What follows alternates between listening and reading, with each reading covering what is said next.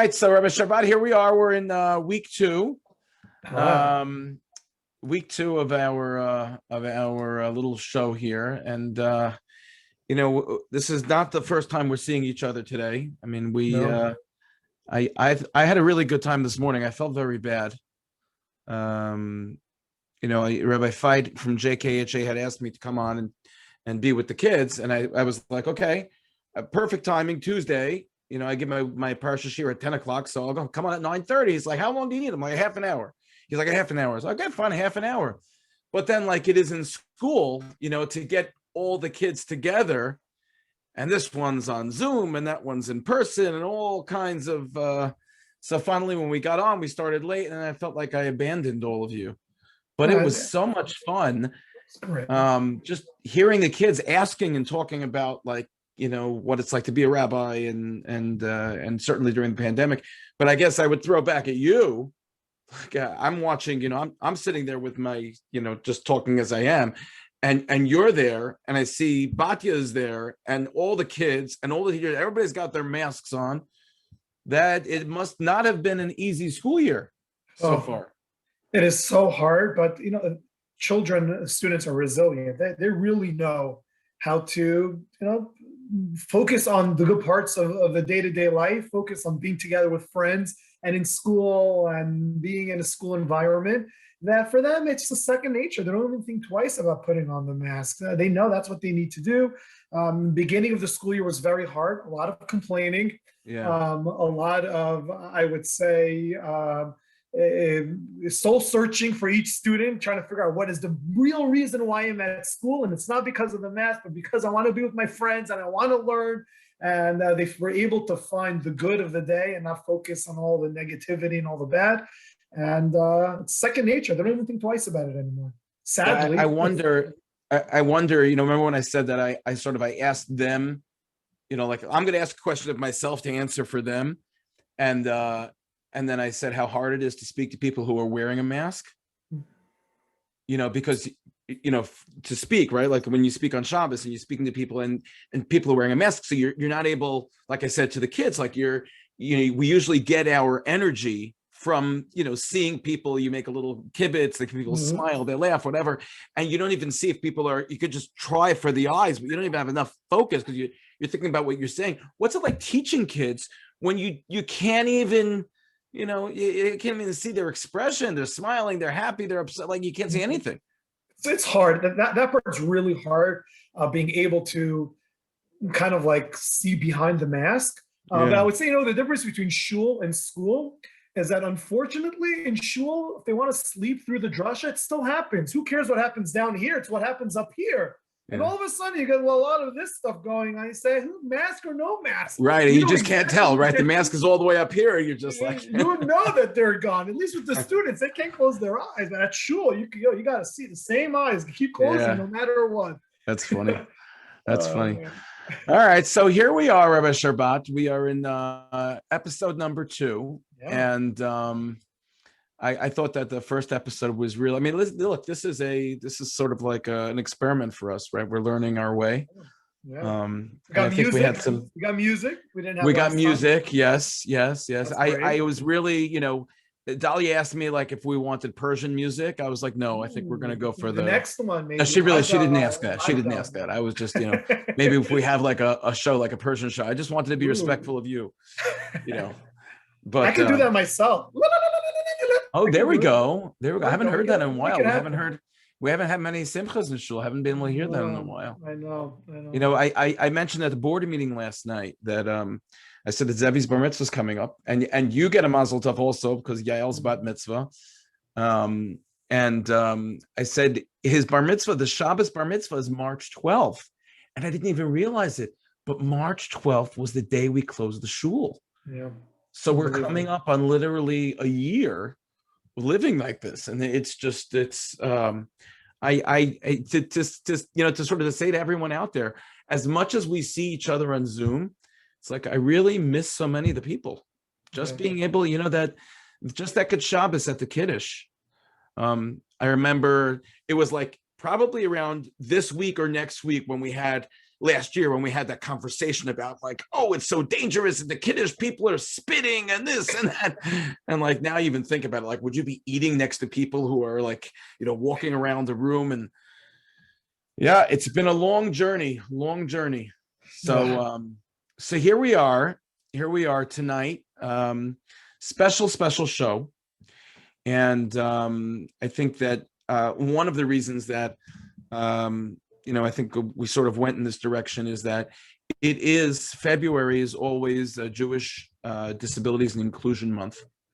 And for us in our shul, that means it's what does Eta have in store, right? The creativity that Eta has in store. What's going to be the you know, for years already, it's like, you know, here's the angle that she takes that, you know, we can sort of address or reach out to this part of our community or to that part of our community. And, you know, let's call a spade, right? So thinking like, you know, we have had so much to do with Eta and Mark, with all of the simchas in the families and the struggles and difficulties. And I just, you know, sort of thinking like, okay, we're trying to have this show, right, which is hopefully like a more of a like relaxing schmoozing show, and then we're bringing in a very heavy topic, right? And there's no one better to talk about this topic than Eta. But so I thought, and I shared this with Eta, and she's gonna, I guess she'll be pinned up with us in a second, that like, you know, 2 weeks ago, I think it's 2 weeks already, was when Rabbi Dr. Abraham Twersky passed away. And he was, I mean, I think for so many of us, especially those in the mental health world, he was really a hero. Like for me personally, if I ever want to, you know, hey, there she is. Hey, Eta. If I ever want to, like, you know, sort of like get my mind out of, you know, the stressful situation that I'm in, I just opened up one of Rabbi Twersky's books. And what was amazing about his funeral was that he had left in his will that he didn't want any eulogies. And instead, he wanted a song sang by all the people at the funeral. And that was the song of, you know, like Hoshia Samech. And he was the one who made that song. And I said to myself, and this many of times, Rabbi Sharbat, when you and I have been dealing with issues of death, there is nothing that's more beautiful than our people and our traditions to bring comfort in those situations of life. And that was just Rabbi Twersky's passing was really just an example of that. But it's a perfect segue to Eta on a number of different levels, one of which is that Rabbi Twersky was a trailblazer. He was a trailblazer in that, you know, before he became very open and direct about that the Jewish community has a problem and we need to address the problem, it was a tremendous stigma. Jewish people didn't have addiction. Jews didn't drink. And there were so many people who were suffering terribly because there was so much shame attached to it. And here is Eta together with Mark, and they decided that when it came to their own personal family struggle with mental illness and mental health, that they were not going to continue to allow our communities to experience the struggle that they went through and have it stigmatized, and really to destigmatize and talk about the challenges that were faced. And I have so much respect and admiration, Eta, for the tremendous courage. And like I say, you know, if Rabbi Twersky was a trailblazer in the area of addiction, you're a real trailblazer in this area, in the area of suicide. So, you know, with that, I first of all just, I guess on behalf of Rabbi Sharbat, but you can speak for yourself. I just want to thank you. Thank you for joining us, and how apropos that here we are, and not only here we are during, you know, Jewish Disability and Inclusion Month, but we're also just 2 days after Eric's yahrzeit. Right.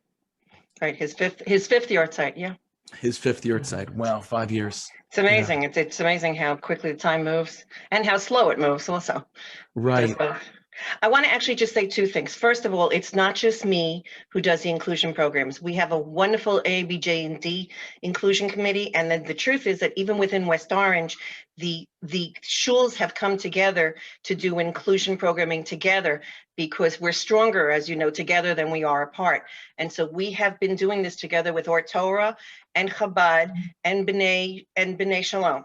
And so there are representatives from each of those shuls that are on the committee, and we do this as a together thing. It's Right. not just me. Yeah, yeah.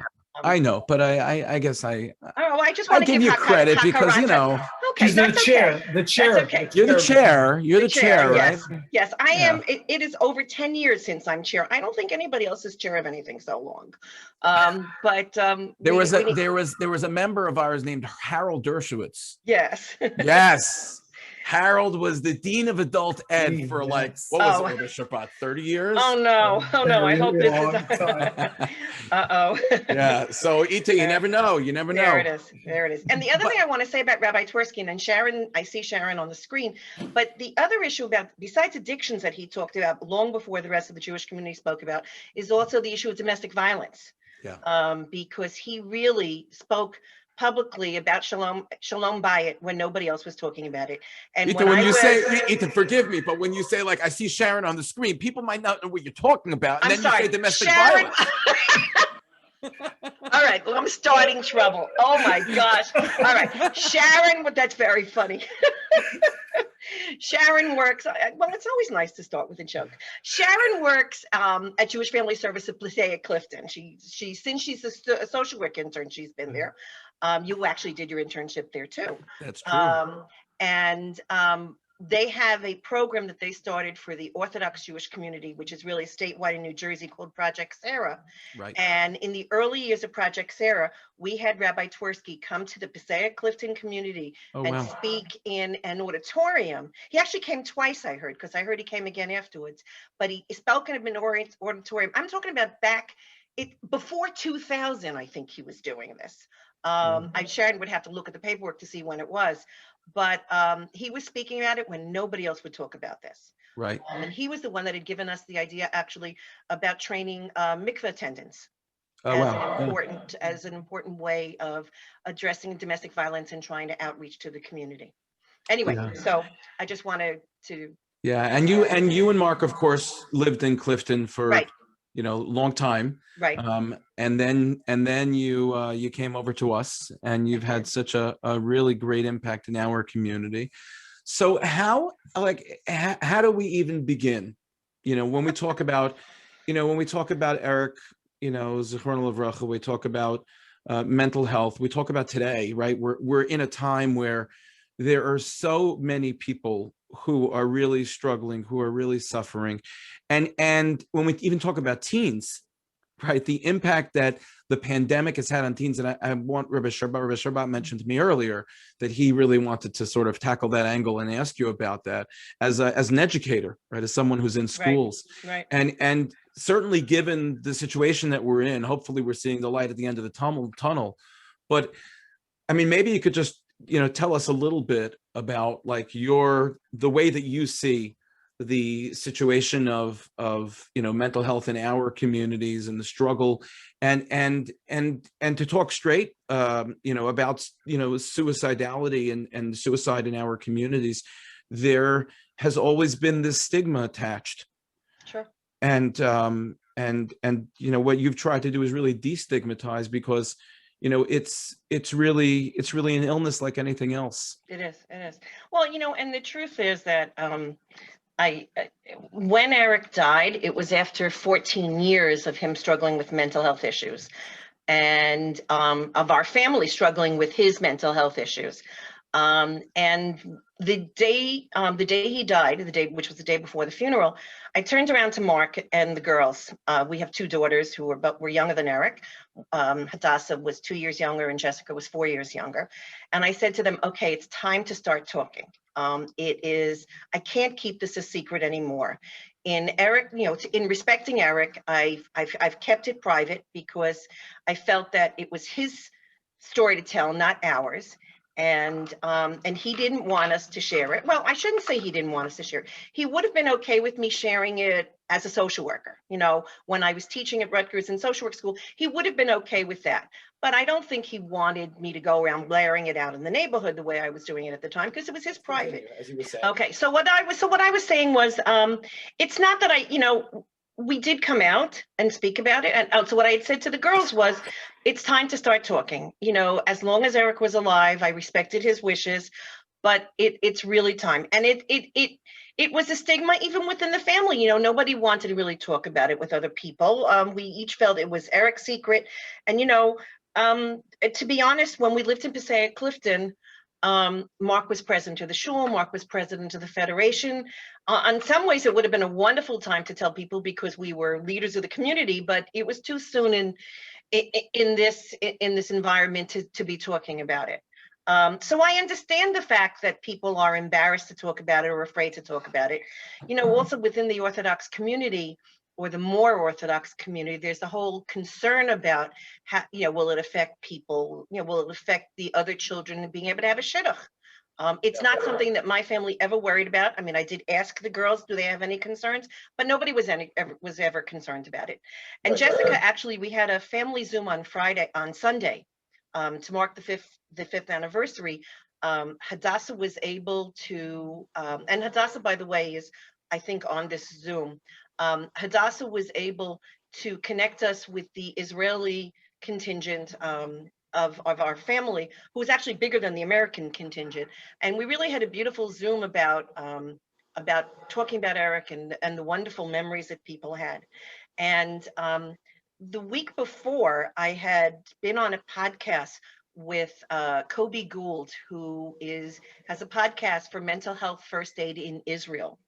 And that's actually available on Facebook if you want to hear more. He actually asked a lot of specifics about, you know, what was like raising Eric and, you know, living our life. Anyway, so when so I posted it on my Facebook page afterwards, and my daughter Jessica said, "Mom, I thought it was terrific." And I said, "You know, I was a little bit worried about revealing so much, that maybe I was telling too much." She said, "You know, I always think about that, but I also realize that, you know, Eric, in addition to suffering from mental illness, suffered from irritable bowel syndrome. He had insomnia. He had headaches, all of which we know could be psychosomatic responses to mental illness. But the point was that he didn't only emotionally suffer, but he also physically suffered.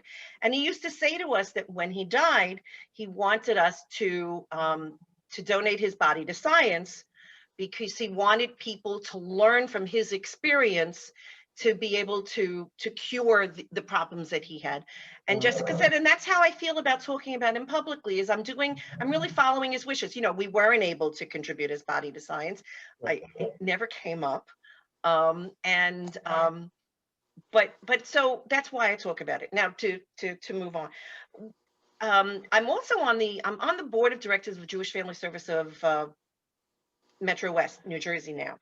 And so we monthly get reports on what's going on in terms of requests for service and whether numbers are going up or down. And clearly the numbers are going up. People need to be able to connect. I'm sure Sharon, working in Jewish Family Service in Passaic Clifton, can say it. Even though everything is being done through telehealth at this point, people really need to connect and they really need to talk. And I think part of what's happened is people who never before might have asked for help are finding in some ways this second dimension of being able to talk via a computer and not quite panim o panim, face to face, maybe gives them a little bit of a protective layer to talk more honestly about how they're feling, because Sort of like less shame. It's less shame. It's the intimacy is less, you know, when we're doing a telecommute. But I think it therefore allows them to talk about things that they might have been uncomfortable speaking about in a room. Sharon, do you agree with that one? Oh, well, Sharon probably. Oh. I don't want to be the host here, but Yeah. First of all, mental health, the intake phone calls are insurmountable. Cannot keep up with demand. And yes, for some people, telehealth is really much more convenient, that's for sure. And sometimes they can really reveal more you know, I see both sides. I really do see both sides, but the amount, Right. the intake and everything is insurmountable. Right. Sharon, I think Sharon, it may this be is- Sharon, harder this for. is- One Yeah. second. So this is like my show. Like what's going on? What's going on? Well, so Only now Rabbi you know Ita, this is an Ita, audition for Sharon. If Rabbi Ita. Sharbat is Remember never. the rules. Rabbi I Sharbat can or be the me. sub. That's it. Share and share alike. So Ita, I want to ask a question. You said to me before, and I thought it was really so powerful. When you talk about Eric, you know, you said, I want people to know that we had 14 years, right? 14 years. 14 years. Because you and I spoke about like, you know, like really, like what's the message tonight? Right. And you said to me, you wanted it to be like an upbeat message of, look, we had 14 years because, you know, Eric, although he struggled, it wasn't as if he struggled alone. Am I? No, you said that, yes. And you had said, you know, how do we manage to talk about suicide and not be so depressing? And what I said to you was one of the agencies that I got involved with after Eric passed away was the American Foundation of Suicide Prevention. And it's the concept of suicide prevention, which is the piece of what we should be talking about, because their symbol is actually a lifesaver. And the idea is that there is help out there, and the challenge to us is how to get to the help to the people who need it. And what we always talk about in American Foundation of Suicide Prevention is the hope that's out there. And so, yes, what happened when Eric was 14 and I first realized that he was challenged. For those of you who don't know, I am a social worker by profession. I'm sorry, I didn't give the whole bio. My bio, it's perfectly fine. But Okay. I am a social worker by profession. Right.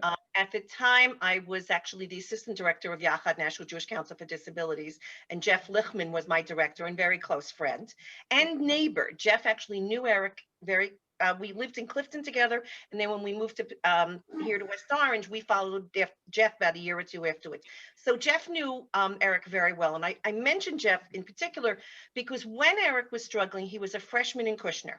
Now, what was always interesting to me, and I was never able to do anything about it, was his first breakdown was 4 months after 9/11. And Mark's mother had passed away in June, right before that. So there were a number of traumatic issues that had happened right, you know, a couple of months before Eric's trauma. And then we know that transitions are also a very difficult time, and transitioning from elementary school to high school, even though it was still Kushner, you know, with the moving the teachers around and biology with Rabbi, blanking on what his name was. But you know, there was a lot of challenges going on. So you could have trumped all of that up to 9/11. Right.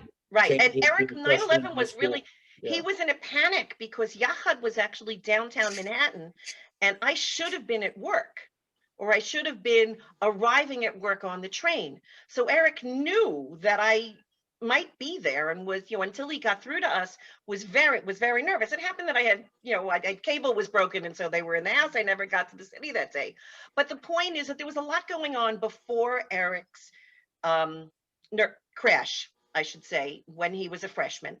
And after his hospitalization, and then he subsequently was in a partial program at Hackensack for a couple of months, we tried to get him back into Kushner. He went back for a couple of weeks before we realized that it really was too challenging. And it was Jeff Lichtman who, in his capacity as director, had been looking at special needs schools in both New York and New Jersey to be able to give as a resource, had found the school that we found, which was Sage Day School in Rochelle Park. And Sage made an incredible difference on Eric's life. There were 90 students in the whole school, and it was dealing with kids who had emotional disabilities. Now, Jeff had taught me, as had Jewish Family Service in State Clifton. We had a parent training program for SPAN, which was a parent advocate program. It's a state-funded program. And so we had learned about how to be a parent advocate for your child when you're going through special ed. And so I knew what to say in order to get Eric to get to Sage Day School. when I went to the Board of Ed in Clifton, they immediately gave me a list of schools they wanted to send me, and they were all public schools because they wanted, they didn't want to have to pay for private school. And what I quickly learned, each public school I realized was not appropriate for Eric because they were dealing with consequences and tokens and things like that. And Eric was not a behavior problem. Eric's issues were emotional, and these schools were really kids who were behavior problems. And so what I learned very quickly to say, you got very close all of a sudden. So what I learned quickly, Sharbat is back. it's okay. Here. So what I learned very quickly to say to each of those schools was, my son is suicidal. Can you guarantee that he's not going to kill himself? And each of the schools went, no, absolutely not. If that's what you're saying, then he's not appropriate for us. Yeah. So that the way it works in Board of Ed is they give you 3 options. If none of the 3 options work, then you can suggest other schools that might be appropriate. And it was already when he was a freshman that you first heard that. While he was a freshman in Kushner, I was trying to figure out where to transfer him. I had gone to see this program, Sage Day, knew it was what he needed because every day they had group therapy, and every day they had individual therapy, and they also had mandated family therapy. So I knew that this was a program that was the correct program. Now remember, because I'm a social worker, I believe that was what Eric needed. Jeff was really helpful in agreeing with me and connecting me with the principals. And they said, look, we're willing to take you, but you got to deal with the Board of Ed at Clifton. So what Mark and I quickly decided was, we pay yeshiva education anyway. So what's a couple of $1,000 more in the scheme of things? We transferred him before we even knew that Clifton would pay for it. But I was so sure that I could advocate on behalf of him and get him what he needed that I said to the school, I will sign that you will get the money, but I promise you will get it from Clifton, not from me.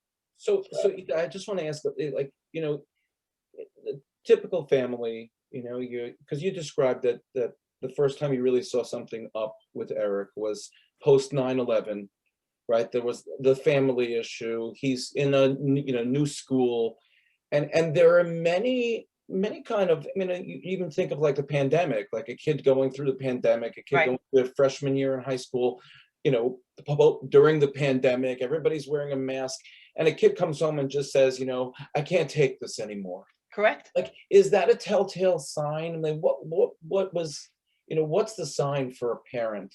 Like, there's something here that I need to address, that I need to get my child help. Let's distinguish a sign of a child needing help from a sign of suicide, because we're not talking about that, okay? Suicide right now, we're going to put out there, that's the end of the road. It's not the beginning of the road. So yes, your kid, listen, anybody putting their kid in high school should be watching for signs of adjustment to begin with, whether the kid has mental health challenges or not. Transitions are hard, and kids who did well in one environment may not do well in another environment. Kids who are very emotional, can you imagine what it must be like for the people who are huggers during this pandemic, people who need tactile connections with people, how hard it must be for them to be able to do this? So I think we all need to be careful and watching our kids. And yes, we listen for signs. Listen, there were a number of signs that in retrospect, I missed. But I missed them because they could have also been signs of a kid's expressing their individuality, a kid, not wanting to, follow the crowd. So if Eric wanted to stay at home and listen to music and, do his drawings or play with his or play the guitar, not play with his guitar, but play the guitar. I also knew that he had very good friends in school who we spoke to on a regular basis. I knew from his teachers that he was a lovely person who got along with people. So there weren't any real signs, and maybe I didn't want to see them, and maybe I didn't want to see them. But yeah, we definitely need to be watching our kids and making sure that they're okay and asking the question. It's important to say, this is a really tough time. This is not normal. Anybody would be having a difficulty with this. I, as a parent, find myself depressed sometimes, not being able to see my friends, not being able to connect, feeling that I'm short-tempered, eating too much because I don't know how else to feed myself. We need to use ourselves as an example of the fact that we are feeling this, and So normalize these feelings. right. So you said, having a mental health challenge is the beginning. Suicide is an end. Right. Now I'm looking here at an article, an article that says child psychiatrists warn that the pandemic may be driving up kids' suicide risk. And I'm wondering you mentioned the word depression, the sadness, the feeling lost. There was actually a story of a kid. There's with everything that happened last week with GameStop and the stock market, that there was a college student who thought that he owed money because of his trading, that he died by suicide. Wow. Because this was just and that the family is now suing Robinhood because of it. Interesting. Yeah. Interesting. So Right. I'm sort of throwing out there when you say, like, it's an end.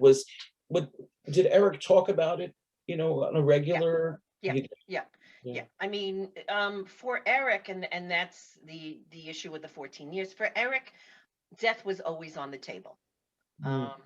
It was always an option to him. Now, he came from an Orthodox home. I'm not sure how he felt about God.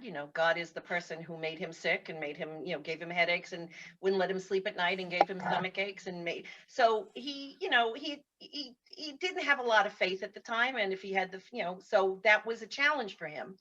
And he didn't really see, but he didn't see suicide as a sin or as anything other than ending the pain. And it's always been that. Suicide for Eric had always been about ending the pain. Yeah. The reason it was not he would take it off the table had to do with the family and the fact that he was willing to let us try whatever we could to help him.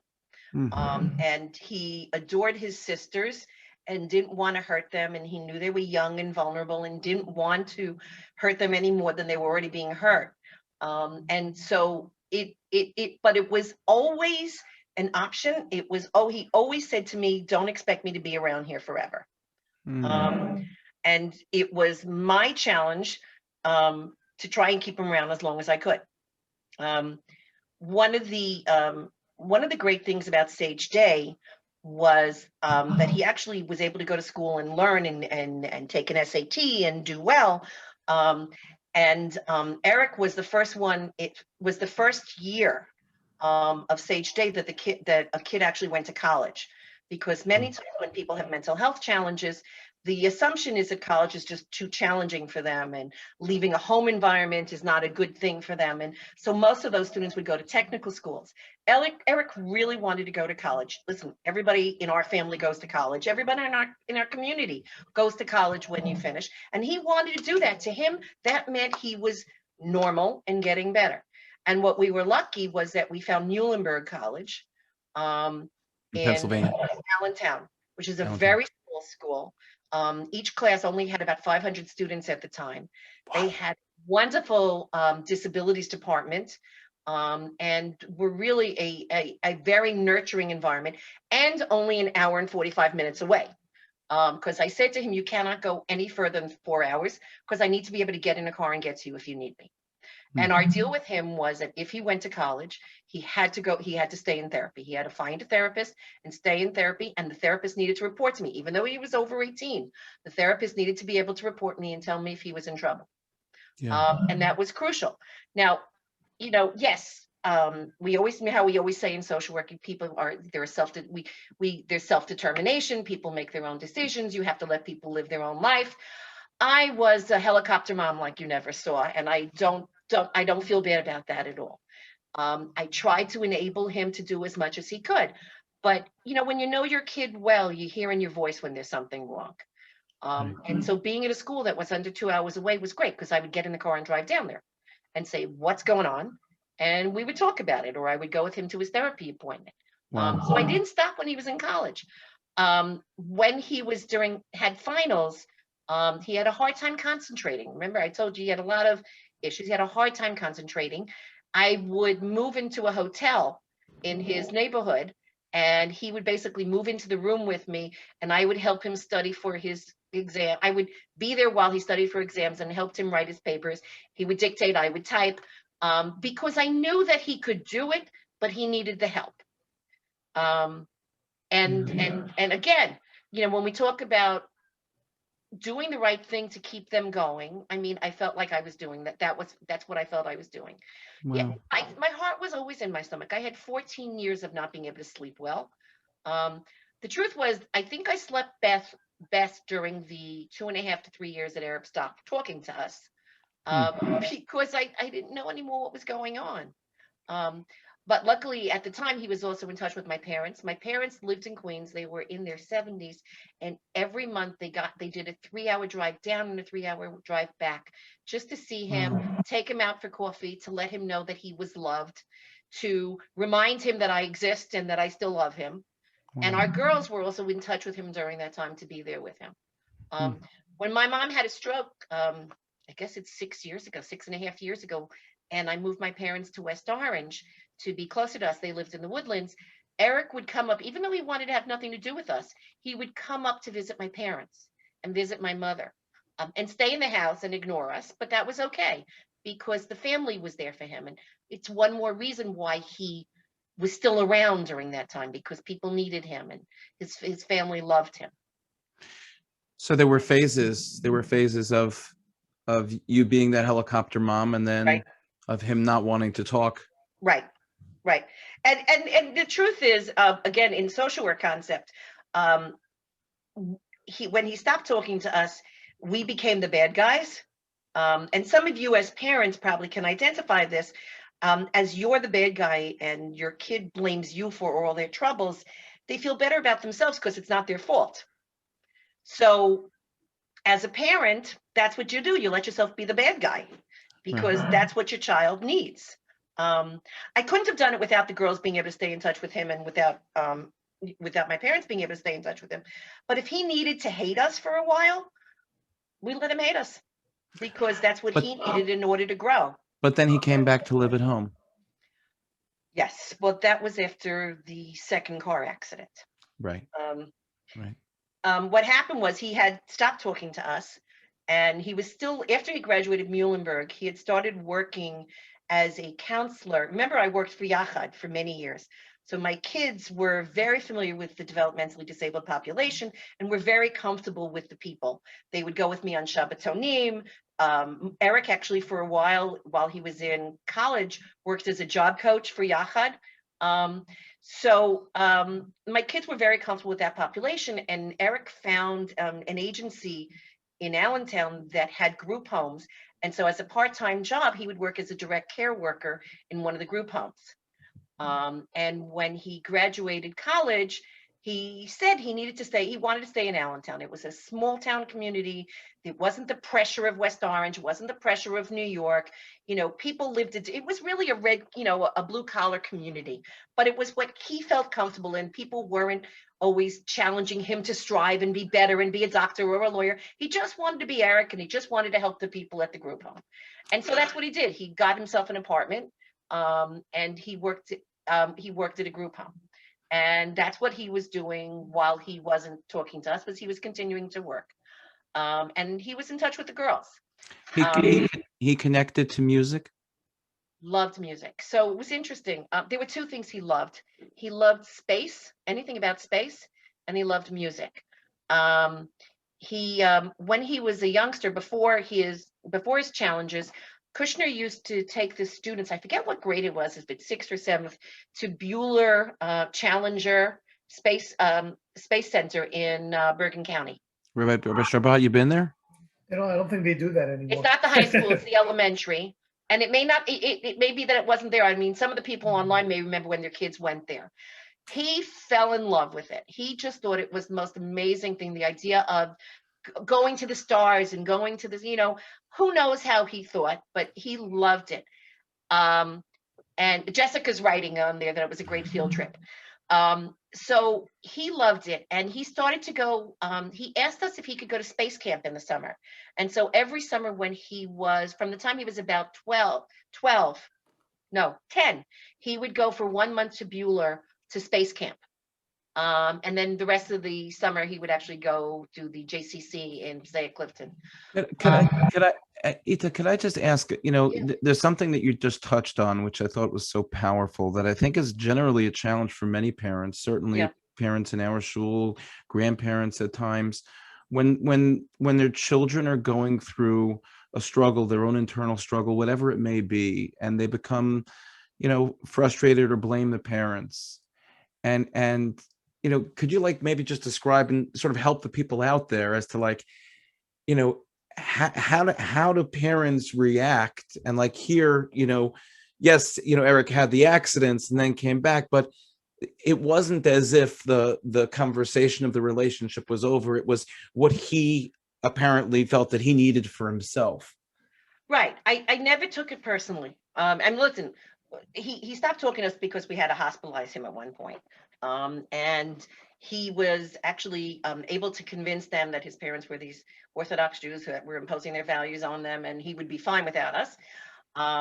And he stopped talking to us, but he identified Hadassah as his next of kin and his person who we wanted to be an advocate. And she really stepped into the role. She went down to Pennsylvania with me to the hospital and was there to meet with the administrators of the hospital. I wasn't allowed in because I was persona non grata at that point, but she was able to help him and then help him go back home, and really was there for him when he needed her most. And I said to Mark, it was very hard, and we talked about whether we would have done it again if we'd known if that would happen again. If I knew that he was going to stop talking to us, would I do it again? And the answer is, at the time, I needed to save his life. I couldn't worry about what would happen afterwards. I had to figure that at some point we'd find each other again because the love is greater than the hate. But I had to save his life, and there was no issue. Now, knowing that I had my kids and other people to reach out to him, that certainly made it easier, but it didn't, I probably would have done it anyway. I don't know if everybody else on this group knows, some of the people may know that after Eric died, I started a support group. Yes, I was going to get to that. Yeah. For parents whose children were adult children, but they all ended up being in their late teens to 30, whose adult children were struggling with mental health issues. And it was an amazing group. A number of JFSs have tried running groups like this, and they don't always get a response. I think the reason that I was so successful is because people knew my story. Yeah. And people felt that I would understand them more than anybody else could ever understand what they were going through. I used to say to them, I'm everybody's worst nightmare. But how big do you find the stigma still present? And I know there's a difference, of course, in our community and in the rest of the Orthodox community, because we have we're have a different sort of approach to, let's say, shidduchim, as you mentioned before, right. Whatever else. Right. But I even think, and I was talking to Rabbi Sharbat about this, even from a halachic vantage point. I remember when I was in YU, there was a YU student who they found him, he had committed suicide, and was very clear that the halachic approach of 100 years ago is not the halachic approach today. Right. Halacha is very and I would say across the board, not just in the modern Orthodox community, but across the board, right, very much respectful and recognizes mental health and mental illness. Right. How have you seen, and maybe even since from the time that Eric, first started his struggles to even today, how has there been a shift? Has there been a change? I would ask from two parts: A, in the mental health world, as far as there being more help for someone struggling, and on the other hand, from within our communities, as far as the shame or the embarrassment, or being able to approach clergy or principals of schools and feeling that you're feeling supported, as opposed to where you mentioned when you tried to get Eric into those couple of schools way back. And those weren't not necessarily, you said, not even Jewish schools, but right. When anyone heard the thought of, that suicide, nobody wanted to touch him, right? It's almost as if, to a certain degree, for an untrained therapist, when they hear the word suicide, they run the other way, right? Well, it was very interesting. I'm like all over with that as you're saying that. Yeah. I'm sorry. I So, didn't- no, that's okay. I guess I would say, definitely people are talking about it more. I mean, people are more open about mental health challenges. I think if there's one positive from this pandemic, it's that people are willing to talk publicly about suffering from depression and anxiety, because so many of us who never felt it before are feeling it, that it's become very normal. And so it's okay to say, I'm having a problem, whereas maybe beforehand you couldn't. I mean, the Shonda issue, listen, I don't have it in our community. I will say that after Eric died, I felt like people were talking behind my back, but that was more because, they didn't know what to say to me. I don't know if you remember that about a couple months after Eric died, I wrote an article that was both in the Jewish Link Yes. and New Jersey Jewish News about how to help somebody who's in mourning and what to say and what not to say. Because I really, people didn't know what to say to me. And I understood that. But what ends up happening is that you're standing there and everyone is staring at you and nobody's coming over to you. And granted, I was only in this neighborhood for 8 years at the time. 12 years at the time. And so maybe so I had a few friends who really knew how to reach out to me and were there with me. But, people don't know what to say. On the other hand, the people who came over to me to speak with me were usually people who knew somebody who had taken their life or knew somebody who was suffering from it and had heard that I was talking about it and wanted to be able to talk about it. So I have no regrets about that, because I know that I've made a difference in people's lives, with that. I remember one of the sergeants from the West Orange Police Department. Yes. Yeah, Sergeant Emaster. He was like the Right. only Jewish sergeant who That's called right. me up and said, would it be okay if I paid a shiva call? He was amazing. The truth is, I saw him. I forget what it was. It wasn't Black Lives Matters. It was the year before. Oh, after the Pittsburgh synagogue was the incident in Pittsburgh synagogue. West Orange had an evening vigil, and I saw Sergeant Niemaster there, and he saw me and went over to me and hugged me. Something that we can't do anymore, but went over to hug me and said, "How are you?" Wow. But I mean, it was so powerful to have somebody like that reach out. And it was interesting, actually, during Eric Shiva, you asked me about how mental health people, the truth is that even mental health professionals don't know how to handle very, very challenged mentally ill people. There is I can just imagine what it must be like to be speaking to somebody who's saying to you, "I want to take my life." I want to just mention something about that, because I and Sharon, are trained in a lot of trauma work. Right. And one thing, Eta, you've been referencing about people being comfortable seeking help, but not every therapist is equipped to deal with something like Correct. that. You really need Correct. to make sure that you get to the right therapist who is trained, because just like exactly what you're saying. Yeah. Right. It's interesting when I the time that I had to hospitalize Eric when he was in Allentown against his will. The reason I became the bad guy was because his therapist wouldn't do it. I had realized that there was something going on. I had reached out to me. He changed therapists at that point. Actually, twice. Both therapists that he saw were lovely people, but they're used to seeing, remember we used to divide people by neurotic and psychotic. So he's used to seeing, people with their usual neuroses. Maybe even twice a week. And maybe people are seeing psychiatrists for medication. But he had no idea, the first one and then the second one, had no idea how bad Eric's was and how much more help he needed than the once a week or twice a week he was getting. And so both times that I had to hospitalize him while he was in Allentown, I did it because nobody else was going to do it. The second therapist said to me, "Well, I don't know how to do it. Can you, maybe you can do it instead," which became a big issue when we hospitalized him because, Sharon, you may also know this one. Everything I was telling them when I had him admitted was hearsay. He hadn't said anything to me. He'd said it to her.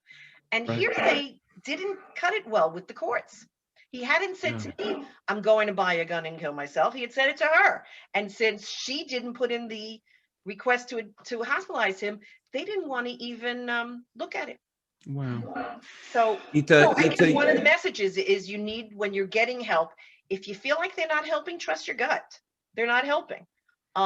It's like we do when we go for second opinions. You should be going for second opinions for therapists too.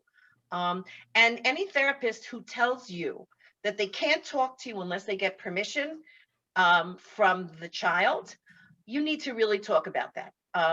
Every time we would do that, I would make sure Eric was in the room when Eric gave the permission when he was over 18.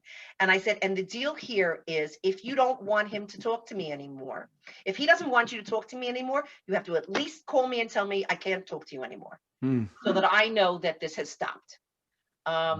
Because not all therapists know what to do and they don't know how to handle this. Eta, I can't even use the words to thank you. I think you've really you've really gifted us. You and Mark for sharing that story have really gifted us, and I think gifted so many people out there who would be scared, who would be hesitant to get help for, you know, something that may start out here but then grow and to destigmatize.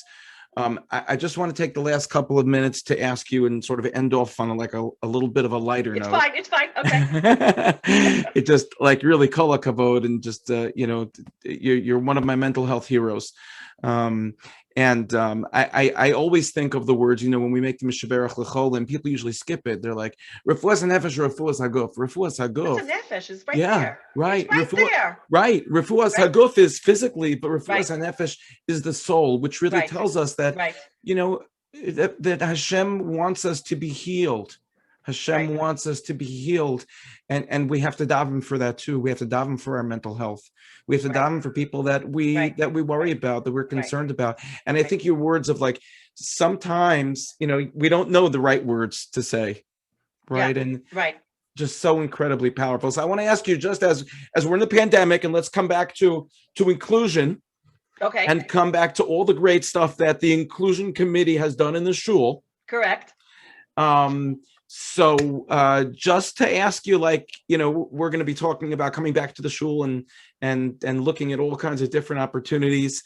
What do you think we can be doing better as a shul to make it a warm, comforting place for people who may be struggling with mental illness? And I mean, not just leadership, Rabbi Sharbat and myself and lay leadership, but I mean, just the average person. You see someone at the kiddush, you see someone in shul, and maybe they're downtrodden, you know, like what? Yeah, no, you know what? It's interesting. There were two different pieces with that one. And we've talked about this as a board. We've talked about this in the inclusion committee. You know, as our shul gets bigger, you know, one of the challenges for us is how to keep it still intimate. As we have so many minyanim, and we have so many people, that there are for sure people who are getting lost. So there were a couple of points that we talk about inclusion committee. One of them is to notice when people are not coming to shul. If there's somebody who you knew, I mean, there was actually somebody in our community, it's before the pandemic, who he hadn't come to shul. It turned out he hadn't been feeling well, but he hadn't come to shul for a couple of weeks, and nobody had called to say, are you okay? What's going on? You're in shul every week, and then all of a sudden you're not here. Right. And, you know, one of the challenges for a rabbi with that is sort of like, you know, we're running around from minyan to minyan. We don't even know, oh, you know, I didn't see so-and-so in the upstairs minyan. They must be downstairs. You know, like, yeah. And I know that our shul has what's called a welcoming committee, but the welcoming committee is really for the new families that are coming in. I mean, look, and we know that there's a little bit of a disconnect between the people who have been here 20 years and the people who've been here 10 years and the people who have been here, you know, in the last 10 years, you know, so, but I think that maybe we need to figure out, we need ambassadors in every one of those minyanim and in every one of those age groups. We need to have a community of ambassadors who know who the people are, or know the people who know who the people are, so that we can say, you know, is there somebody you know is struggling? Is there somebody? And you can't just ask it from the bima, because nobody, you know, maybe one or two people will come over and say it to you. The second thing is to learn to say, it's hard when people are just acquaintances to go over and say, you know, I'm used to seeing you smile, and you seem a little preoccupied, and I know we're not really very good friends, but I was just wondering if there's anything I can do. You like, know, what do I do with Rabbi Sharbat? He never stops smiling. You know what I mean? Well, that's what people always said about me, is you're always smiling. Who knew what was going on in your life? You're always smiling. Right. So, you know, a smile doesn't necessarily mean that everything is okay, but it's certainly, if they're not smiling, you need to wonder if everything is okay. Right. The other thing, by the way, just Hakarat Tov again, you mentioned that issue about how in Judaism, we recognize that machalat nefesh is just as important as machalat guf. And when Eric died and you came over and I said to you, am I going to have any problems getting him into the cemetery? And you said, absolutely not. Do not worry. This is a machala just like every other machala. Yeah. And that gave me so much relief, because we all heard that and that was just so important to hear at that moment, and not have to worry about that too. Wow. But again, if we want to be positive about this, my message is that I had 14 years with Eric that I would not have had if I hadn't known to ask for help, if I hadn't known where to ask for help, and if I hadn't gotten the right help. It wasn't just about Sage Day School. It was about Jeff Lichtman being an amazing boss and letting me disappear when I needed to disappear and be in the hospital without telling the whole world where I was, because that was my personal thing and he didn't need to share it, and knowing to find the school for me. It was my staff knowing that something's going on and letting me just drop out of sight. It was the staff knowing that when Eric showed up with black nail polish or coming off, and at some point he had piercings, knowing that he was still an amazing person and you could see beyond that. Finding Muhlenberg College and not being afraid to go to the Office of Disabilities and say, I have a child who's struggling, what can you do for me? Medication is so important. I'm a big believer in medication. They need to be changed as you have teenagers, and as the teenagers grow and their hormones change and their weight changes, it needs to be changed. But medication can be a wonderful thing combined with therapy, never instead of. Rabbi Sharbat, I feel like I hogged the entire interview. Everyone's going to text me. They're going to you didn't let Rabbi Sharbat talk at all. I just watching, hearing it, I didn't realize how long we've been already doing it for this evening. It's already been an hour, and I'm like, I want to hear more. There's so much more that I'm learning as a teacher and as a parent. I don't have the mental health background, and I'm just trying to get more and more information, so at least I can keep my antennas open. Right. So I know what I'm going to look for. So there are two more commercials I want to do here. Not really commercials, but Rabbi Richie Kirsch, who is teaches at Kushner, and one of the classes that he teaches is for the seniors. He does Introduction to Sociology, and I actually knew him from Passaic Clifton. He grew up in East Rutherford, and went to our shul. And so I knew him when he was like an NCSY counselor, and then he became Rabbi Kirsch. And so he approached me that would I be willing to talk to his sociology class. And for the last 4 years, every semester, every year in the beginning of his sociology class, as soon as he can get it into a schedule, I do a two-parter with that sociology class of what is anywhere from 10 to 20 kids, depending on the year and who shows up. And the first part is always, because it's sociology, I try to do the phenomenon of suicide. And then the second part is the personal side of suicide. And it's very hard when you're dealing with the high school. And I know from Rabbi Rubin and from Rabbi Kirsch that there are so many issues that are important when you're dealing with teens, and so many presenters you want to bring to try and educate them. And what we have found is that by talking to these 15, 20 kids, we create ambassadors in the school who can then go out and pass a message on. So you don't need me to talk to 500 people or 100 people. You just need to start to get the message, start to talk about it, and let them talk about it beyond that. And as a second plug, and some of you have probably seen it in the flyers we sent out, American Foundation for Suicide Prevention has a number of different presentations they make for different age groups. So there's one for teens, there's one for elementary schools, there's Jessica with her Talk Saves Lives, there's for college students, there's actually one for college students, I think next week. And I'm going to be doing, as part of Jewish Disabilities Awareness and Inclusion Month, and as the AAG VJD rep, and as an AFSP advocate, we're doing it with AFSP and Metro West Able. I'm going to be doing a Talk Saves Lives presentation next Tuesday, the 5th, the 16th. It's all of an hour's presentation. We're actually having social workers from Jewish Family Service on the line with us, so that if people want to ask questions that are more clinical in nature, I'm not going to wear my clinical hat. I'm going to let them wear their clinical hat. But for people who are maybe listening to this and thinking about family members or loved ones that they know of and want to hear more about the signs of suicide and what they can do, that would be a place to start. Eta, let's end off on a happy note and tell us about how Eric lives on in your grandchildren. Oh my God. Okay, so this is my wall of Eric. My girls allowed me to have one wall. It's next to my bedroom. I'm in my little office. And so both my first grandsons, both Hadassah's and Jessica's, are named for Eric. Elliot is actually named, his Hebrew name is Eliezer Ze'ev, which was Eric's name. And Alicia is also named for Eric. And actually his middle name is Hanan. It's named for my mother, Zichrona Levracha.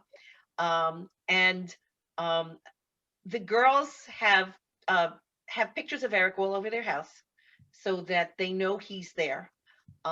Elliot, who is 2 and talks a mile a minute, always walks into the house, looks at the picture and goes, "That's Uncle Eric." So he is alive in their homes. The girls we see pieces of Eric as Elliot is running through the house. Alicia has this like little twinkle in his eyes sometimes that I just think of Eric as, you know, when he was getting ready to do something. And the goodness in these kids are what I think they take from Eric is Eric had a zisa neshama, and I see these in my grandsons. And they have amazing mothers. My grandsons and their mothers were amazing sisters, and I know that Eric will live on. Eta, thank you. We are so grateful. Thank you. Thank you. And I give you so much credit for talking about this and bringing this to the community. Thank you.